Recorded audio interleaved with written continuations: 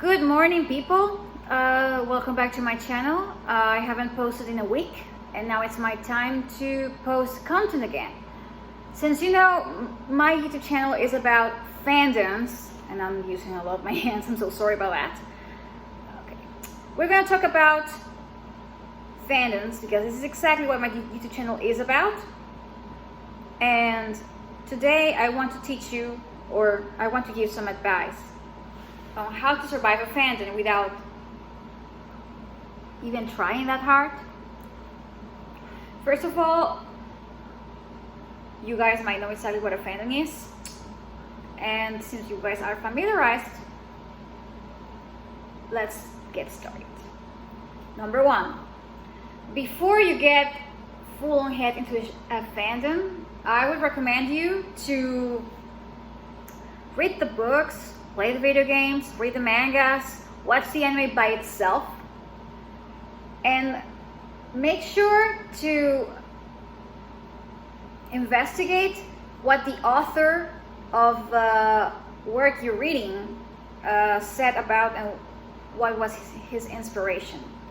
Take into account whatever he says and not what the other fandoms or sub-fandoms say this author said, because many times you are going to end up in a lot of trouble, and that is because, well, you're going to believe everything that's in the internet and not everything is true. Such things happens like in Attack on Titan fandoms, that people say, oh, but this ship is canon because he said so indirectly. No, darling, that's not how it goes. Isayama has a lot of ships, but just because he ships a lot of people doesn't really mean that he's going to make a fandom canon. I would recommend you always do that first and foremost. And for fanfiction writing, I would recommend you do the same. You investigate, you read a lot, the content by itself. Stay away from forums unless you need a help for something, and then, but be careful, you got to learn how to navigate carefully the waters of the fandom, because sometimes people get offended by everything, and honestly that makes it a lot less fun. So I recommend you always keep your fangirl inside for yourself, always, and try to watch around the people in the internet and see, this person thinks like me and he respects me. You don't necessarily need to get with people that ships the same thing as you. You can meet people that ship other characters, but they respect your point of view, which is exactly what you need. Surround yourself with the type of people in the fandom that you need. The ones that respect you and support your writing, even though they might not ship the same thing as you, but they appreciate the effort you do in your writing stuff. I know it's hard, because not many people are going to read about pairing they don't like, okay? But if they do, always be grateful to dedicate that to them. Always. The second thing, remember, it is a fandom, it's not a thesis. It doesn't affect your real life, and if it does, you really gotta take a look on yourself and try to understand why is it so important, the opinion of other people in the internet, because at the end of the day it's gonna damage your mind if you think and overthink about it. Try to always stay on the positive right side. Try to overlook the negative. You like what you like, you ship what you ship,